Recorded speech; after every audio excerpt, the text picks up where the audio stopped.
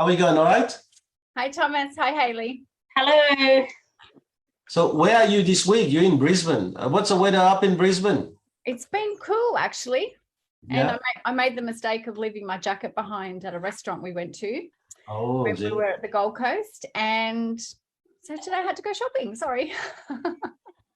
oh, what a great excuse. But no, it's been cool. So anyone that hasn't packed for our amazing conference that we're all looking forward to next week, pack something that you can throw on because it has been cool. I've frozen all week. Yeah. So, and I haven't got a jumper on now because I'm upstairs in a house. Well, listen, shopping should be good. How about you, Hayley? How you going? Yes, good. No, it's cold here, Lisa, so it's much better to be on holidays in Queensland. First day of spring. I just need sunshine. I just need to defrost my bones. Came to Queensland, walk on the beach, like shivering. So, anyway, Noosa will be warmer. Noosa is going to be just warmer. Noosa is a different kind of place. Yeah. Anyway, I'm still jealous because, as I said, I just learned that Hayley's going to the Melbourne Cup and sitting there and sipping champagne all afternoon in the members' lounge and arriving in a helicopter and leaving in a helicopter. Amazing. I'm not going to make it because apparently we couldn't. So Melbourne Cup, Hayley, is on my to-do list. Oh, yeah, I'd actually like to catch the cruise ship down and, you know, go to the Melbourne Cup and cruise home. But this year we have looked at the dates and we just have not got time. There's too many things happening. So yeah, maybe next year. fair enough. We've Joy. had friends have a great time on the cruise. You've done the cruise, haven't you? No, friends have, and they loved it. But Yeah, George Butcher did that, didn't he? yes, yeah, Darren's dad did. And I can't wait to see your hat. I'm sure it'll be amazing. Yes. I can't believe your husband working that hard and being that rich that the stingy bastard hasn't done it. How funny. She's such a nice person. I can't even get her to just swear back. Anyway, all right. So what is the topic for this week? Well, this week's topic is to conquer the fear of risk taking. Which is a big one, isn't it? Because it is. Yes. you know, at first when I put it on, I went, well, you know, it's gonna, and then I'm start thinking about it. I'm going, hold on, I'm suffering from that. Yeah. And I think most people do because, you know, life's full of risks. So you might not only be thinking about business or career-wise, but, you know, we've all taken risks in relationships and, you know, putting yourself out there, any sort of, time. Sort of step outside. It's not only that, a risk is so different. With you. My wife took a risk, I didn't. Yes, we do know that you're punching, but that's... Stephen told me that today, Thomas. That's an old line. All right, so let's have a look. We're talking about the fear of taking risk. Yeah. So I was... But a risk is so different to everyone. Like a risk for me and a risk for you is totally different. Yeah. And I think that's where we should... My life would be a walk in the park, Thomas. If I had to step into your shoes, every minute would be a risk. Like it's different for everyone. Yeah. Yeah. So what do we mean? What do we mean by risk taking then? What does it mean to you, Lisa? Well, I had a look back over my life and sort of thought about, okay, what risks have I taken? Yep. I've lived in 3 states. So was that a risk or was it an adventure? For me, I looked at it that I was going on an adventure. Yeah. But when I look at it, like it was a risk. You know, there was a lot at stake when we moved, and poor Tyson, it took him 3 years to get out of kindergarten, but he eventually got there. So, yeah, so it's you know, for me, it's moving into state, it's end of relationships, divorce, single mum, moving back, dragging the kids back across the country from Perth to Sydney, you know, deciding that I would, which has been a major one, hang on to our family home and keep the kids in their own home, which we're still in. And that's always been huge for us. So it's new relationships, change of career, new job. So budgeting, like there's lots. For me, that's my life. Nice.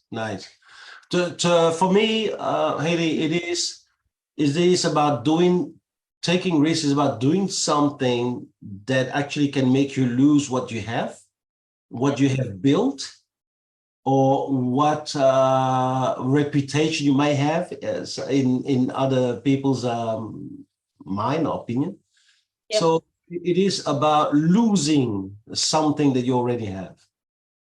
Yeah, okay. What about you as a psychologist?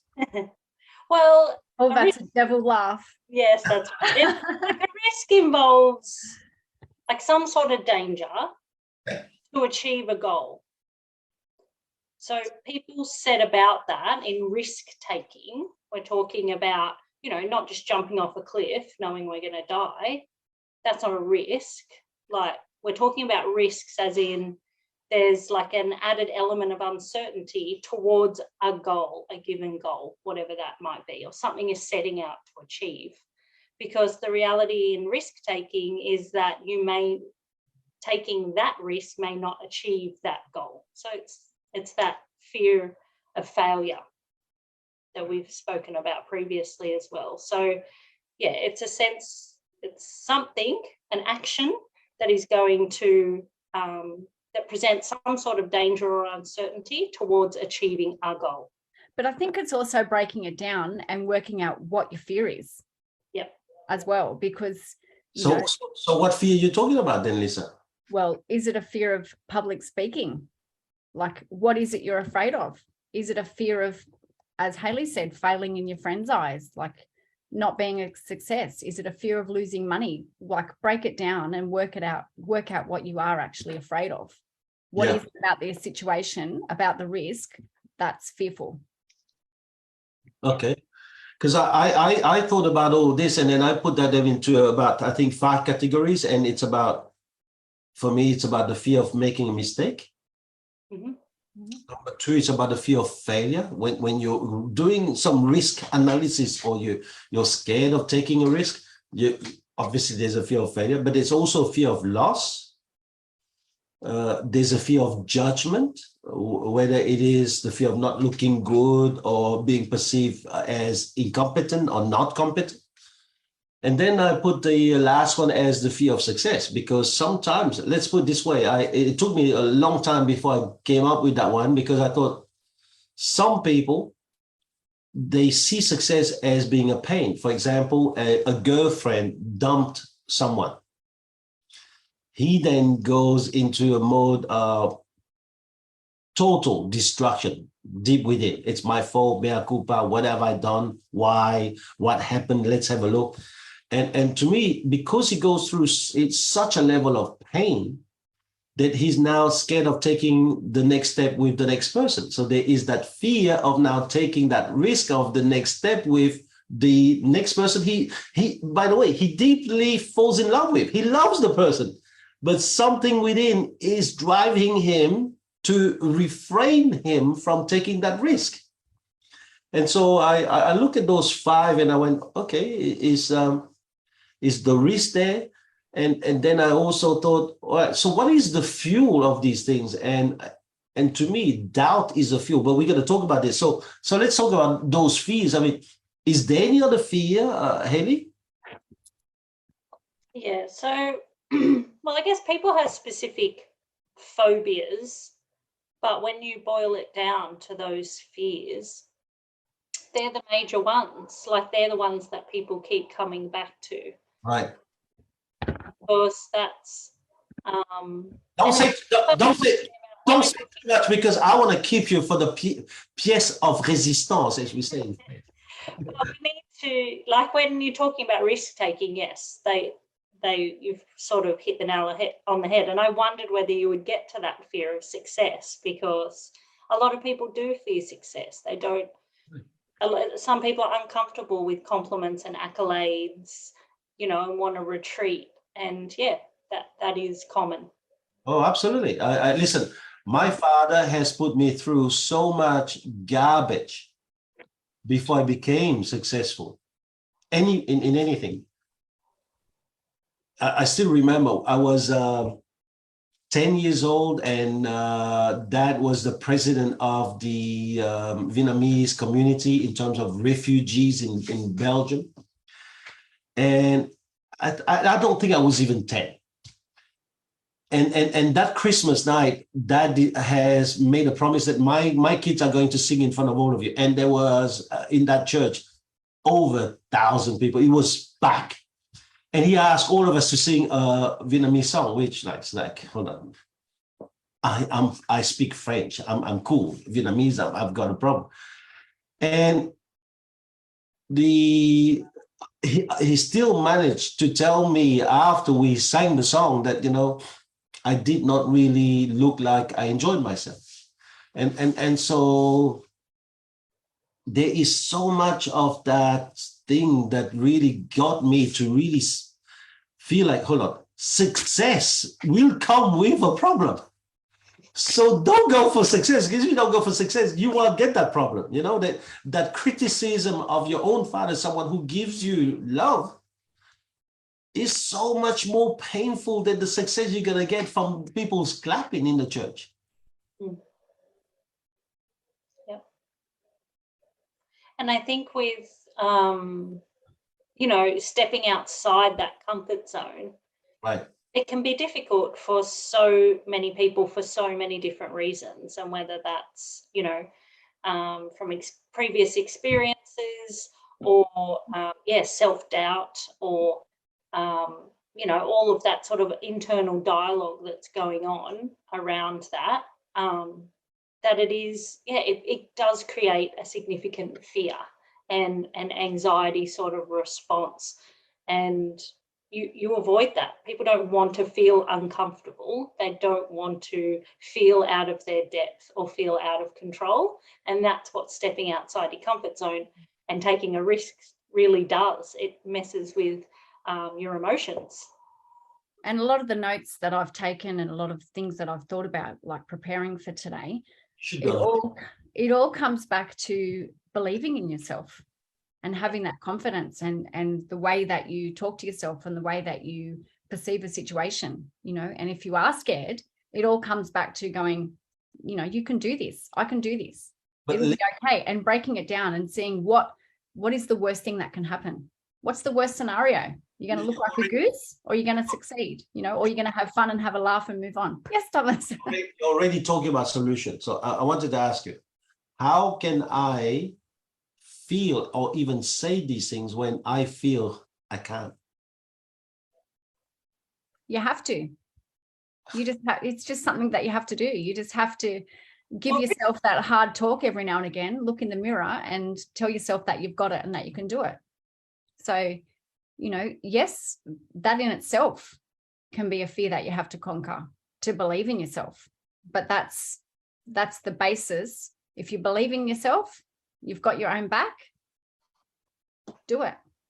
Yeah. Wow. And I think it's about also accepting failure, because the chances and being able to have a laugh and have fun along the way. It didn't work out, but you know what? It was fun, and this is the journey that you took instead.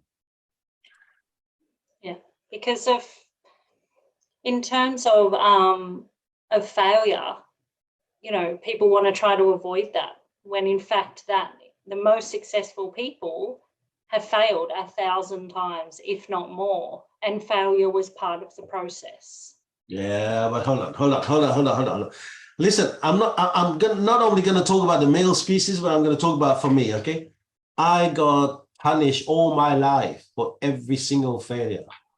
How the hell are you going to tell me to dare stepping into the world and accept more failure? Yeah. Well, in taking risks, they've got to be calculated. You're going to have to weigh that up, and I'm sure you have, and I'm sure some of your business ventures and some of your relationships have failed, but you took the risk. You walked up to that girl and said hi when everything in your body said, don't do it. She might reject you, or you know, when you were like, should I open another store in this location? Like you would have, you do calculated risk. You go, yes, I've done my research, but hey, there's so many variables that could go wrong. And that's where it comes back to knowing where you want to go, what you want to be, you know, what is your goal? What's the destination? What's the journey that you want? Yeah. Or you can sit and wallow in the same place for 6, 12, 18 months, or you can just go, okay, I'm going to do it, and believe in yourself and have a go, as my mum would say. And I mean, you got to look at some of the benefits, I guess. So like you have this fear of failure. So why would anyone do anything? Like, why does anyone step outside their comfort zone? It's because they go, okay, but the benefits might outweigh my fear, or, you know, yeah, I might get something out of this. I might make more money, or I might get a relationship, or I might, find a companion, or whatever it is. There's a pull in that might direction, because you're never guaranteed. You know, you can be very strategic and very calculated and weigh up all your options, but it's not guaranteed. So it is a risk. But in that weighing up process, also, like talking to your friends and your family, often when I've said it before, when you vocalize it and talk to people who support you, often your fears aren't actually as big when they're out loud as what they are in your head. You know, you build them up, you build them up, you build them up. Okay, we're going to spend the rest of our podcast on talking solutions, right? So we are already giving quite a few solutions. So you're saying like you have a group of people who help you when you go through fears. Is that what you're saying, Lisa? Well, if you're going through a tough spot or you've got a situation, family and friends for me is who I turn to for support, for help. Oh my God, I've got a podcast tonight. You know, reality check. This is what's happening. Oh, you know, make some notes. Solution. That's your solution. No. But no, like often when you vocalize your fears, they're actually not as big as what you think they are in your head. So, you know, you can come up with some solutions, you know, and the worst scenarios. What's going to happen? What's the worst thing that can happen? Okay. All right. That's a very, very good one. Okay. What's another solution we can give people? Well, I think one of them is around balancing your emotions with the logic. Because your emotions can take over, the fear can take over, and it's often not logical. So often, like in psychology, we refer to certain things like, you know, when we get in our cars every day and we drive. And the majority of people don't sort of overly fear that. They just do it and get from A to B and not really think about it. And yet then we have people who, you know, have to get up and do a speech and go into total meltdown and fear and shake and things. And when you weigh up the risk, there is a super high chance you can get into an accident and die from getting in a car, but you can't from standing up and talking in front of someone. So your emotions totally outweigh your logic when it comes to something like that. I've done enough public speaking, and so I can tell you, if you have a metal detector, you know whether there's a gun, you don't turn up. If it's safe, it's fine. But it's very good that you brought this up. And you know what, Hayley, I know you're a director of large kind of business that is talking about mental health and all these things. But I want to ask you here. It has happened to me when I wake up and I'm about to drive to the office. And the days when I'm going to the office with my wife, sometimes my head goes, maybe my wife should drive today. And something in my head is going, maybe something will happen if I do drive. Why is that? Well, lots of people have fears or, some sort of, I guess, moment where it's sort of like, oh, I don't know whether to, you know, it's in your gut and you go, oh, I don't know, what's that for? You know, why am I doing that? And And some people will go, well, if I do this, something good will happen. If I do that, something bad will happen. And it's like, either go with it and, you know, let your wife drive and nothing happens and you go, oh, good, that's good. Yeah. I think it's important not to read too much into those type of feelings, because you can send yourself crazy. Like, you could just be tired that day. You could have more pressure than any other day. You could have like I get your point. All of that is what I do in terms of IQ. And I loved it when you talk about EQ versus IQ, because that's what I talk about in the book. But why do I do that? I mean, I'm a positive kind of guy. I'm the kind of guy that really has gone through so many crappy things in my life and has conquered them, and I can say, you know what? Tell us how you've done that, Thomas, because you've got more experience than probably Hayley and I put together. So how have you done that? I can't because I'm saying to you, I'm going to be honest with you, right? Because what have you done? What have you done to, like, you know, you could hardly read. You would pick up newspapers and read them off the street so that you could improve your English. Like, you have had a hard journey and you have faced challenges, but you've always had that belief in yourself to be able to do that. How have you done that? Because, like, for me, and probably for Hayley as well, it's hard to relate to you, like, with the hard experience that you've had with your father. I can't imagine feeling like that, you know, like, I've never been through that. So it's like, I empathize with you, and I try to understand what you have gone through, but, you know, like, it's very different to our situation. So how have you done that? I think if it wasn't for my wife, I probably would end up with Shine. If you ever get the opportunity to watch the movie Shine, that was what I've gone through. But I have to tell you now, and I kid you not, this is why I'm asking the question. I was trying to hide it, Lisa. You're a bitch, because you just. But this morning, I was about to go to the office with my wife. And one of the thoughts I had, Hayley, is maybe I shouldn't drive today. Maybe my wife should drive. So I said to my wife, hey, listen, I'm a bit tired. The seminar's coming up. Maybe you should drive. But in reality, in my own head, I was going through, maybe I'll have an accident today. And I'm thinking, is that risk-taking? Is that imagination? And then therefore, should I just join the Alfred Hitchcock kind of club? Or is there something wrong with me? No, there's nothing wrong with you. You're just voicing what others sometimes feel when they've got other things happening on their mind, and, you know, you can jump into that, you know, worst case scenario of, oh, you know, I might have an accident today, you know, and it is easy to sweep it under the rug and sort of go, no, I won't. The probability of that is, and off you go. And you get in the car and you drive and nothing happens. Maybe that was just a message from the universe that you need to drive more careful, Thomas. You just need to slow down. You might have just got booked. Stop being so dramatic. You scare me. All right. So what is another solution? I have one solution, I think, for people who are scared of taking risks. And I don't like the word overcoming. And that's why I use the word conquer the fear, because overcoming means we're just doing enough so that we don't have that fear. Conquer means you bust it.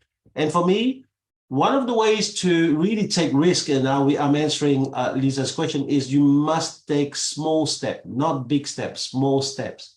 Because small steps give you confidence and build your confidence.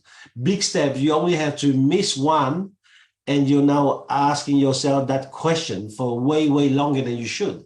Where small steps, first of all, you conquer it more easily, but also then you avoid that question. Yeah, that's good. So what's another solution, Hayley? Well, I think you always need to evaluate the risk, so that you can I don't know, just weigh it up and have enough knowledge about it. Because some people will present a risk to you and you're like, oh, you know, you've got to be, you know, your own master and look into that and do all of that yourself. Don't let people just come at you with their ideas and things like that. When you're doing calculating the risk, you've got to do that yourself. Right. And Right. do you have a fear of doing it and a fear of succeeding because it's your wish or someone else's wish? I think you need to look at whether it's something that you want for yourself or if it's something that someone else is trying to get you to do or they think you should do. Yeah. And I think what Lisa was talking about before was, you know, soundboarding that with someone, like whether it be your mentor or a family member that didn't bring the risk to you or didn't sort of table it, but another person who you could sort of run it by. Those sort of things are always helpful. Like, should I do this? I'm thinking about doing this. What are your thoughts? This is what, yeah, you know, you got to always soundboard it. Okay. Okay. The other thing Yep. is that I will say is, and this is very psychologist of me, you have to have coping strategies for if the plan fails. It's true though. It's true. Plan B? How will you handle the situation if it doesn't go to plan?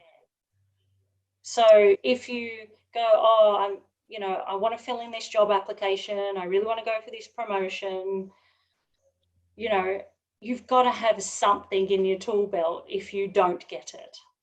You know, it's okay if I don't get it, that's just the experience, and, you know, I'll try again or whatever, but you have to picture, I guess, the failure as it not being so bad, so that it's not all doom and gloom. It's, yes, so how will I cope if it doesn't go, even if it doesn't fail, but if it just doesn't go the way you expected it to go or wanted it to go? What are you going to do? Yeah, well, you know, I don't know whether this kind of podcast really helping me because you're igniting a lot of things in me. But my son a few days ago sent me a link to a movie called Whiplash. And he said in one of the texts, you know, memes of my life. And I'm going, what does he mean? You know? And I'm reading a little bit about that stuff because obviously whatever my children's putting on stuff in terms of message, I want to understand exactly what's the message under the message. And I'm thinking, what is he saying? That I'm being tough on him? I don't hit the kid because he can't do stuff. I don't just make him bleed because he can't do stuff. But so I sort of like didn't want to know. But so what happens if you live in an environment where your family expects you to be at a certain level, and you trying to come up with some coping strategy, and they go, "I mean, we don't need coping strategy. You either do it or you do it."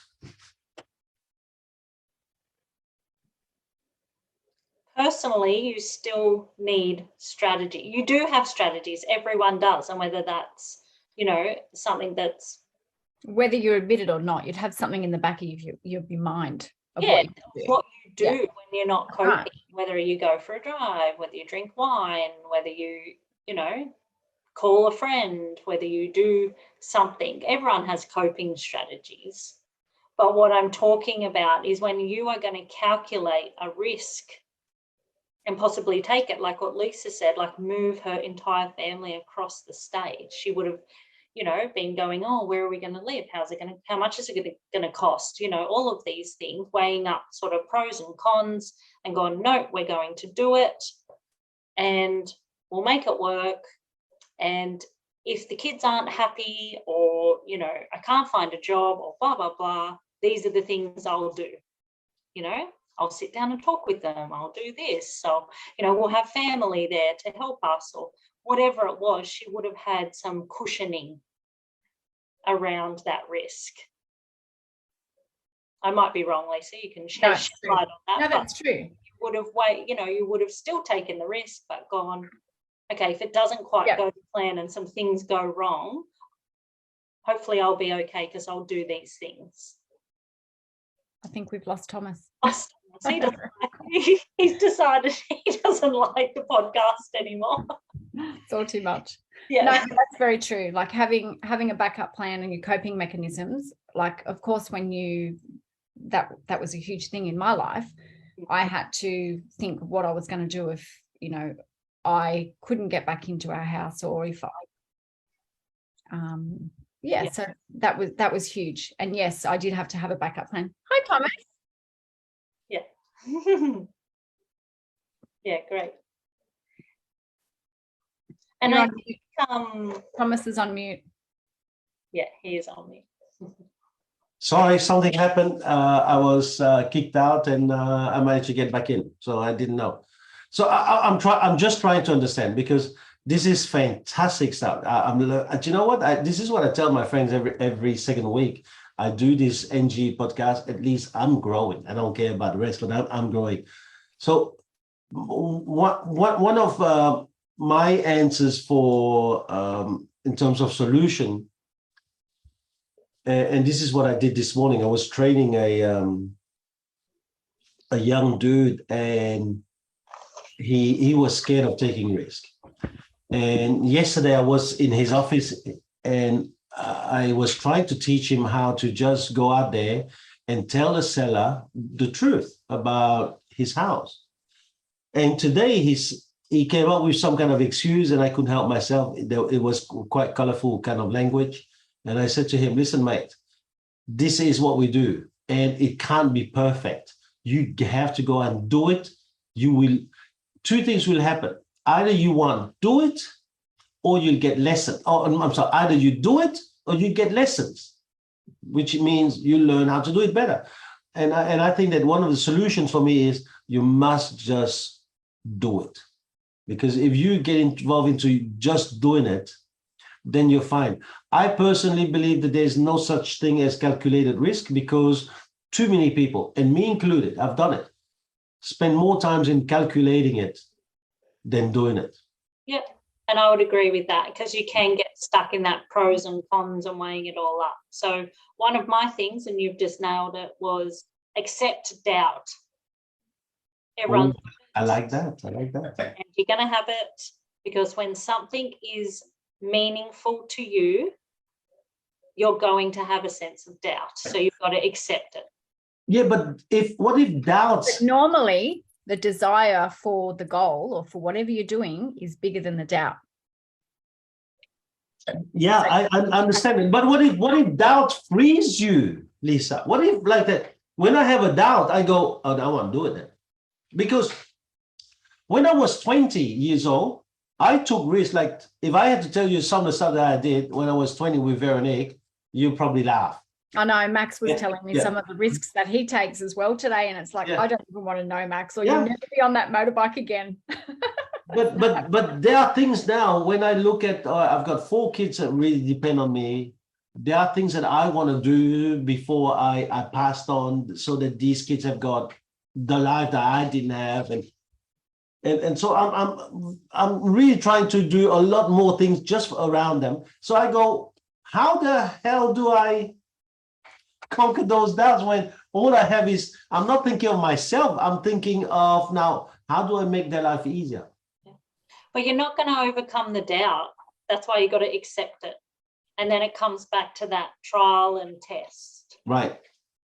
Okay. Good. I like that.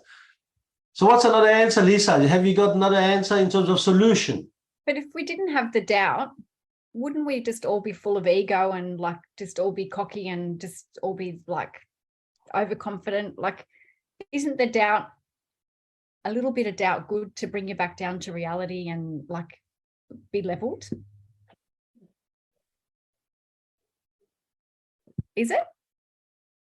No one's answering me. No. Listen, I'm listening to the expert. I think that doubt is normal, but I think that in life, maybe if I had to compare, why is it that when I had nothing, I accomplished and I took on so much? It's that I didn't care. And I didn't have a problem with the doubt. It's like, maybe because you've got more to lose now. So I'm just thinking that the answer to your question is how much of risk do we imagine? Yeah.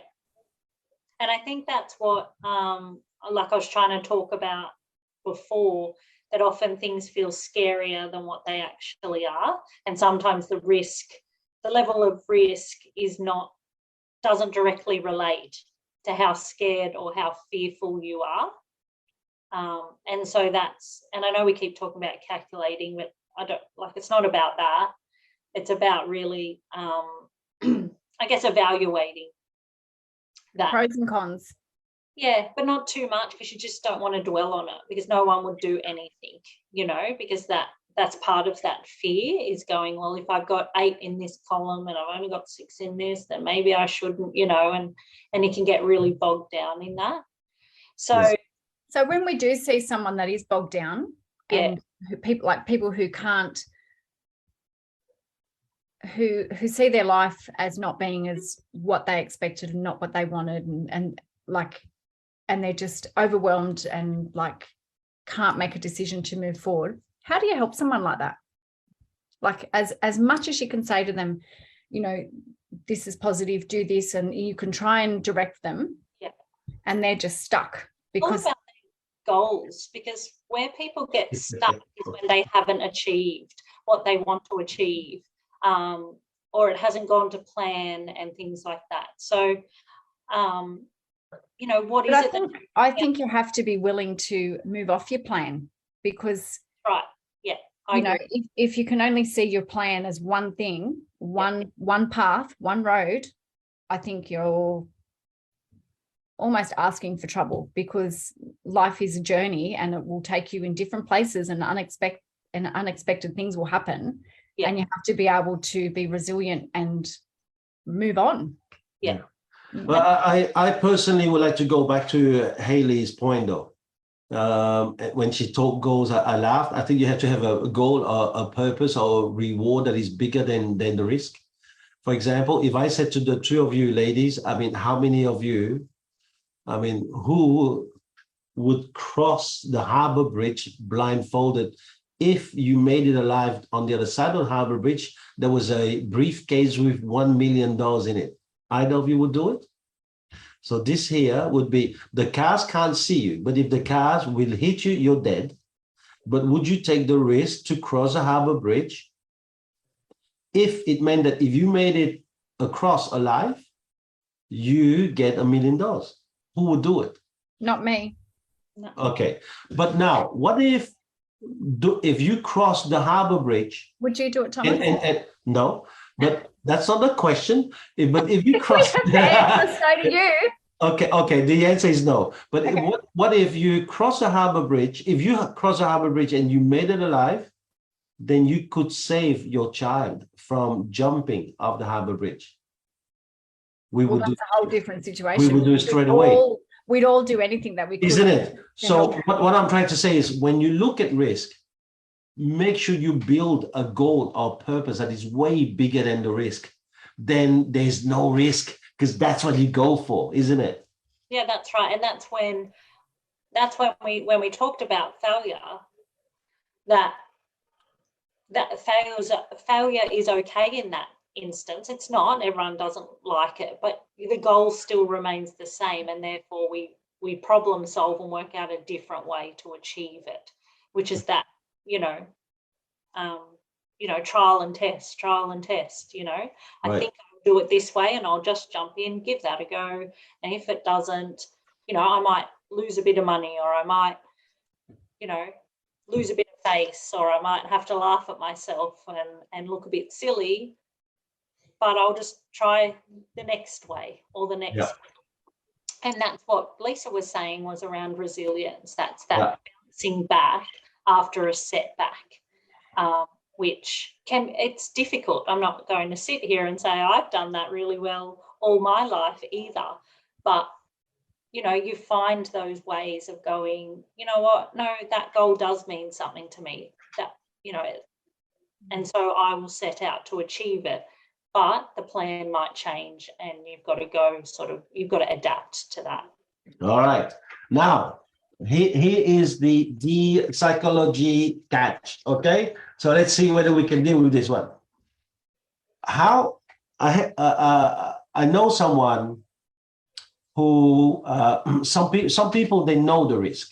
All right, so sometimes I sit down and I go, all right, what if the risk was imagined? We spoke about it, but some people they know the risk. If so, let's take it in terms of business. If I run a business and I don't do it well, I will lose money. So they know the risk. Then they set a plan. They sit down with people and they talk about this and they go, yep, I'm going to have to do this. And I'm going to make sure that I avoid that. And I'm going to make sure I start to recruit the right people and get rid of the wrong person as soon as I can. But then they don't follow the plan they set. I get it. There is something deeper in them because you can't be saying to a friend of yours something and you don't do it. So I want to know, what is the problem? Why is it that those people, they know the risk, they know not doing it will send you broke, but they still don't do it even though they say they're going to do it? Because I think they need to break it down and follow the small steps, because maybe you give them the big picture of what they need to do, but they need the little steps, step by step. This is how you do it. And it's hard to make those decisions. So it gets pushed aside because it gets kept getting put in the too hard basket, and they're probably busy doing other things, selling and whatever, and not focusing on what they need to for their business. So I think it becomes overwhelming. I want to use a microscope though, Lisa, and go deeper and have a look at the moment between the response or the feedback and the response. So they made a decision and the response is different. What I just want to have a look in that gap between the decision and the response. What is it that stops some of them? Fear. Fear.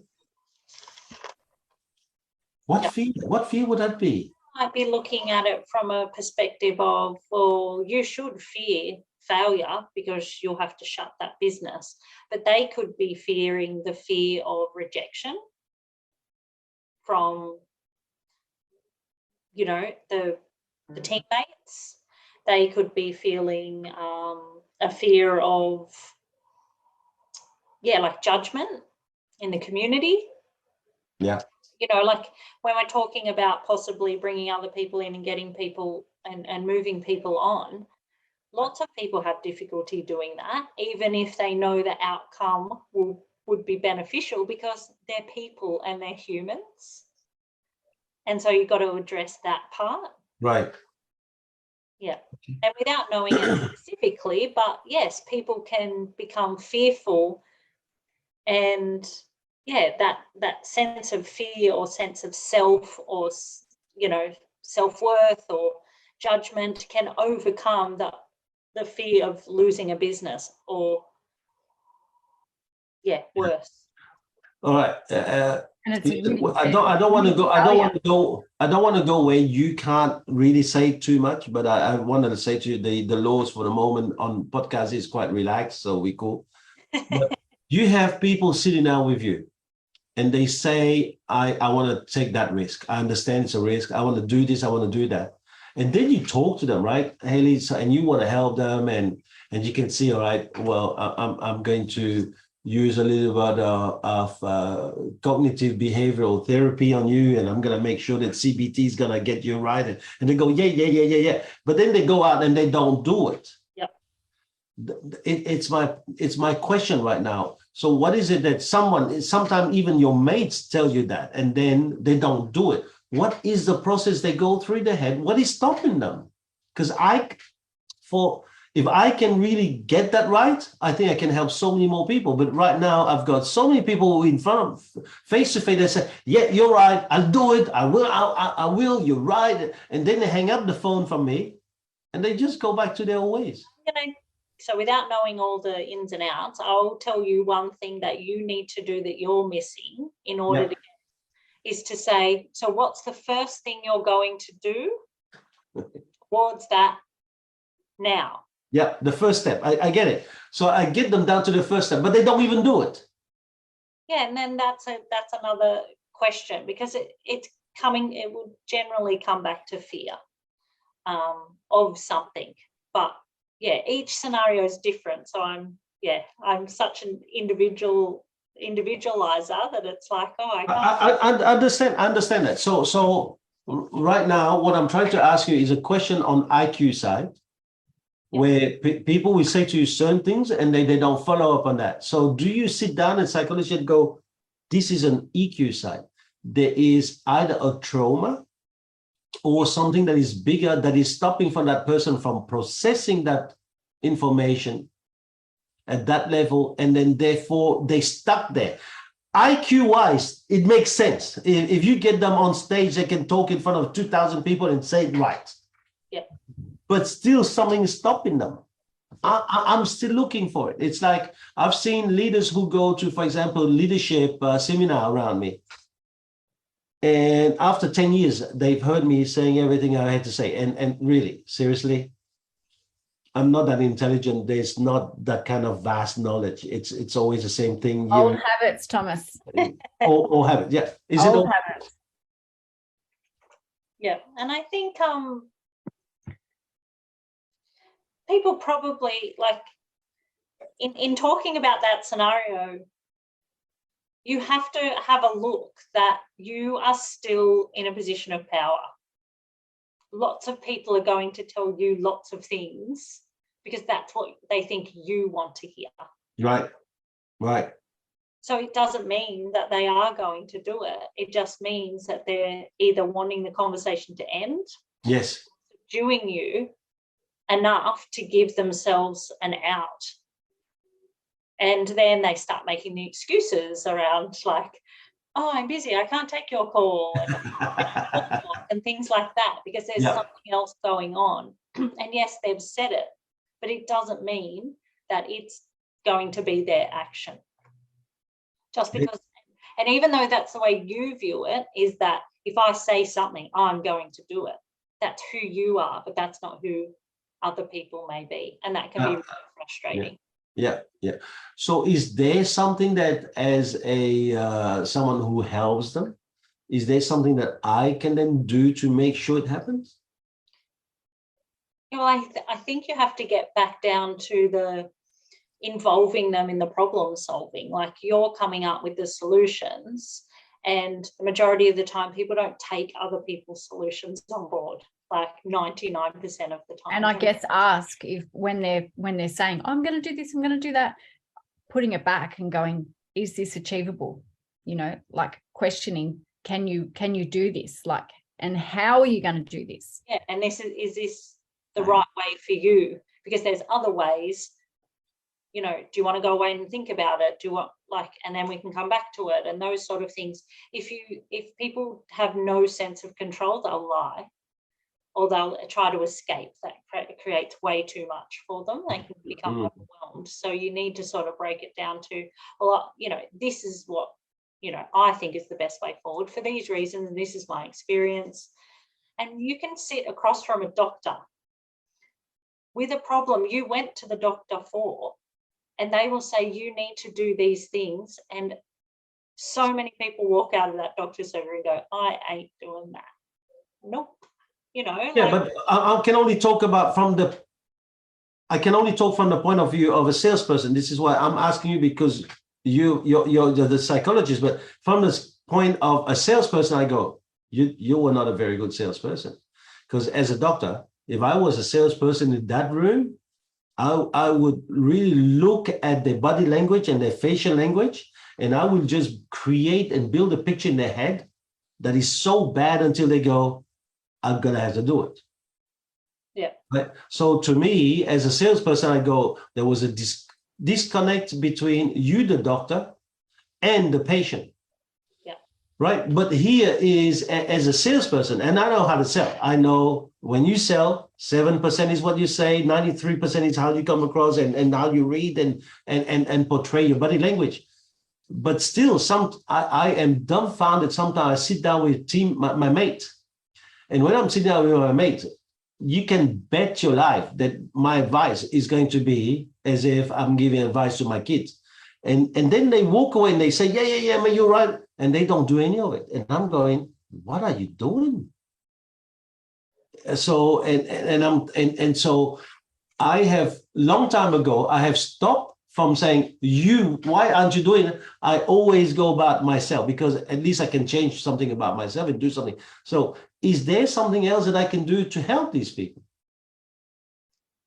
Ask if they want your help.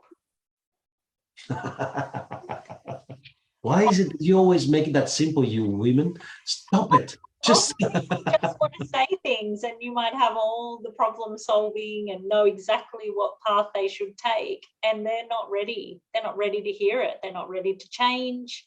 And that is pretty much my job. Like, okay. I'm a change merchant pretty much, but I've just got to work out. Change merchant? No, you look like you sound like a saleswoman. You probably should. Come out of my mouth, but anyway, it's there. So people are on a different journey, and are they ready for change? And it Yes. might not be a massive change. It just might be on taking on advice, or yes. And why I brought up the doctor thing is like, people can be told, like, your lifestyle is making you sick. You need to do this, and they walk out and they say, I'm not doing that.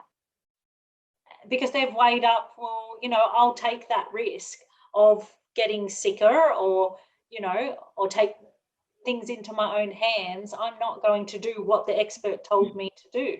They make that choice. And I think in your example, it's exactly the same thing, that people are going, okay, well, I hear you, and you're a really successful man, and I would like to be successful like you, but I'm not ready. And everyone's different. Side, but I'm not. Everyone's different. So, everyone following the advice of, like, not in a business form, Thomas, because I think, in relation to business and running a real estate agency and a team, like, you've nailed it. Like, your advice is gold. If someone is lucky enough to have your guidance and your leadership, well, that should be followed. But coming from, like, a personal basis and life fears and that type of thing, everyone's different. So Hayley's advice to me, your advice to me would be different. So it all comes back to that person being able to take on the advice and how they are going to fit it into their world and their journey and their career choices and their team. Like, everyone is different, and one set of advice isn't always right for every person in the same situation. So if Hayley and I are in the same situation, we may end up in two different places, Yeah, I get your point. But really, if Hayley and I were really in sync about giving the advice, our advice should be the same when it comes to giving it to you about a position that you're after. Yeah, but it just doesn't always fall the same way. It doesn't always land the same way. So are you trying to say to me that what I'm doing is useless? No. Is that your NGE? Is that your NGE, Thomas? No. Do I hear a little bit of self-doubt? Yeah, I was like, I'm sorry that came across that way. She's too nice. It's but I often get people come into, my clinic and say, I need to stop doing this, I need to do this, and you go, yeah, great, okay, let's have a look at that, and you can sort of problem solve, and this way, options, and sometimes I can sit at the end, I go, you're not going to do any of that. Do you say that? Like, do you just go, like, are you serious? As if you're going to do this? Like, I do. I go, and where are we at the moment? They'll go, I'll think about it. I go, no worries. Like, because, some people are very insightful and just go, but none of that fits well for me. Right. So I've changed some of my practice around, like, constant checking in. And, like, so when I say this, how does that make you feel? Or what do you think? What are your thoughts about that? And Or how do you hear that? how do you What you're trying to say might not be what they're hearing it as. check? And you've got to constantly check as you go along, because you can get onto that, well, this is best practice and these are the things that are going to stop you from being anxious. And if you follow these, it's like the research is very clear. You follow these clear steps and your anxiety will be gone. But people can't do it because of their fear or their doubt or their lived experience or priorities, and all of these things come on. And so I don't do that anymore. I don't just go A to B and bang bang bang. You walk, you do the journey, and you do the process, and you sort of keep asking, as and how does that land, and what do you think about that, and how did you hear that, what's your understanding now, and you really have to draw it out of people, because often they'll sit there and go, yeah, that sounds great. Okay, great. Or, I won't have to see you again ever in my life. So you're not one of those psychologists that goes 16 minutes is off. We talk about it next time. You're not one of those. The magic wand. All right. Lisa, why don't you just close for this session? I thought it was fantastic. Do you know, I obviously I did a bit of research on the subject, and you know that the fear of risk-taking is called periculophobia? No, I did not know that. Periculophobia. I mean, I sounded so intelligent all day long talking to people about it. And I'm not even going to try and pronounce that. Periculo. Periculophobia. Yeah, phobia. That's it. Yeah. Right. I mean, the Greeks invented a word for everything. You don't have to worry. If you don't know something, look at the Greeks. They'll tell you. After all, they invented Windex. There you go. You've been saving that one, Thomas. You've been saving it. We're doing well. Listen, I think that anyone who's listening to this will really learn a lot today. Yeah. Because I think I myself am still struggling with risk-taking, and not necessarily for myself, but for people. And I think that whatever we've covered today is fantastic. All right. So I thank you very much, ladies. But Lisa, why don't you just close the session? Okay. Thanks for joining us, everyone. I hope we've managed to build your confidence to step out of your comfort zone and conquer the fear of taking a risk. Yeah, have a great couple of weeks, and we'll see you in a fortnight. Thanks, Hayley. Thanks, Thomas. And I think that maybe in the fortnight we'll talk about anxiety. I don't know. We'll talk about anxiety. Hey, thanks very much, ladies. I have to say to you this. I'm going to steal the limelight for just 30 seconds. I have to say I learn from every podcast I do with the two of you. And I think that that's what life is about. It's whatever we do, whether it is planting a plant or flowers or even do a podcast or fixing car, it's how enriched we walk away, how enriched we feel when we walk away from the experience. And I just want to thank the two of you. Thank you so much. Thank you, Thomas. Yeah, always a pleasure. Yeah, it's good. It's fun. Thank you. See you later, guys.